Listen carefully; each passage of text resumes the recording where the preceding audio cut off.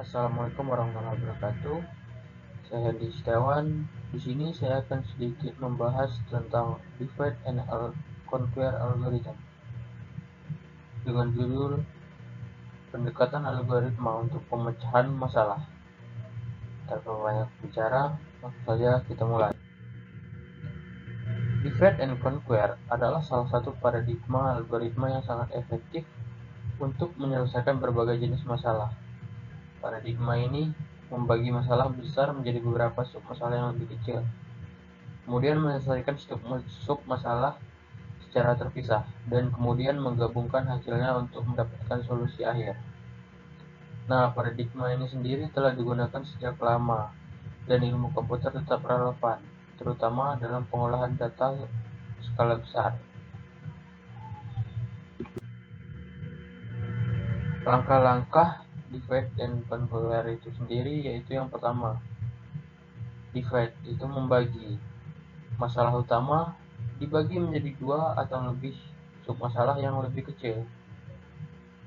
Kemudian yang kedua yaitu conquer, menaklukkan atau menyelesaikan. Setiap submasalah yang telah dibagi tadi, setiap submasalah yang sudah dibagi menjadi lebih kecil tadi diselesaikan secara independen. Kemudian yang terakhir yaitu combine, yaitu menggabungkan. Solusi dari submasalah digabungkan untuk membentuk solusi akhir.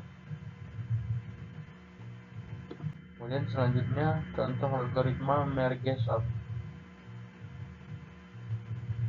yaitu yang pertama divide, membagi array menjadi dua bagian hingga array dengan satu elemen. Kedua, conquer, yaitu mengurutkan setiap bagian array secara rekursif. Terakhir, combine, yaitu menggabungkan dua bagian array yang telah diurutkan menjadi satu array yang terurut. Selain merge sort, di sini juga ada algoritma quicksort, yaitu divide, yaitu memilih elemen pivot dan membagi array menjadi dua bagian. Tidak jauh berbeda dengan yang ada pada algoritma merge sort tadi. Kemudian conquer, yaitu sama, tidak jauh berbeda, yaitu mengurutkan kedua bagian array secara rekursif. Kemudian yang terakhir yaitu combine, menggabungkan bagian yang telah diurutkan. Selanjutnya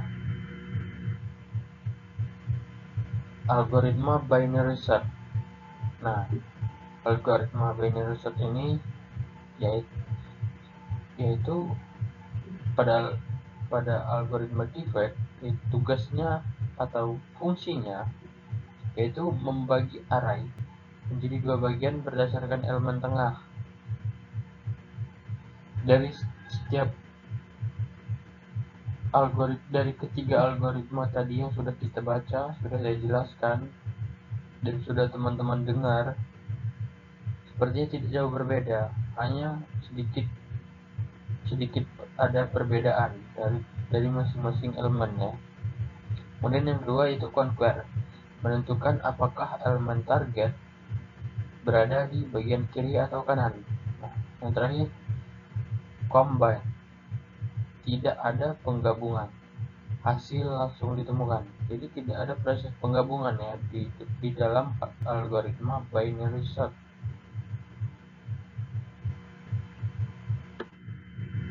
Nah, contoh yaitu seperti kasus close pair of point. Nah, pada divide itu membagi titik-titik berdasarkan median garis vertikal. Conquer menemukan pasangan titik terdekat di setiap bagian secara rekursif.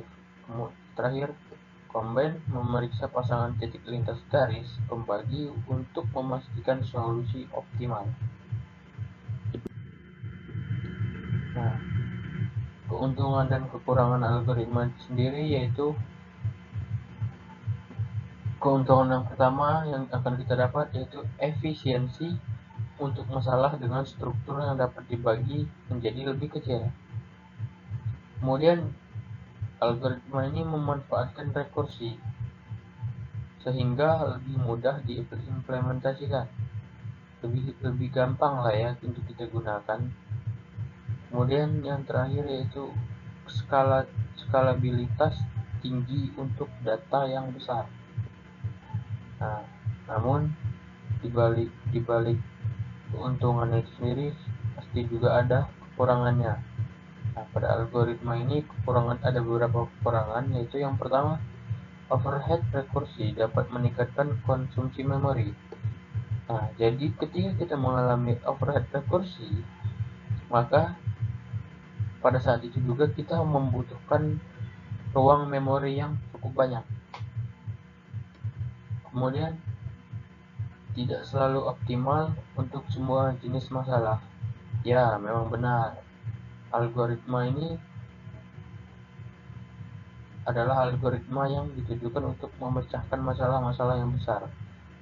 Namun, tidak menutup kemungkinan algoritma ini bisa melakukan sebuah kesalahan atau tidak selalu optimal untuk semua jenis masalah. Nah, seperti yang saya bicarakan barusan, yaitu di balik semua keuntungan itu pasti ada kekurangan. Nah, sekarang kita sudah sampai di slide terakhir, yaitu kesimpulan. Divide and conquer adalah paradigma algoritma yang powerful untuk menyelesaikan berbagai masalah, terutama yang melibatkan pengurutan, pencarian, dan optimasi. Dengan memahami prinsip-prinsip dasarnya, kita dapat mengembangkan solusi yang efisien untuk berbagai permasalahan. Baiklah, mungkin hanya itu saja yang bisa saya jelaskan. Semoga penjelasan dari saya bisa diterima, dan semoga apa yang sudah saya jelaskan bisa bermanfaat untuk teman-teman sekalian.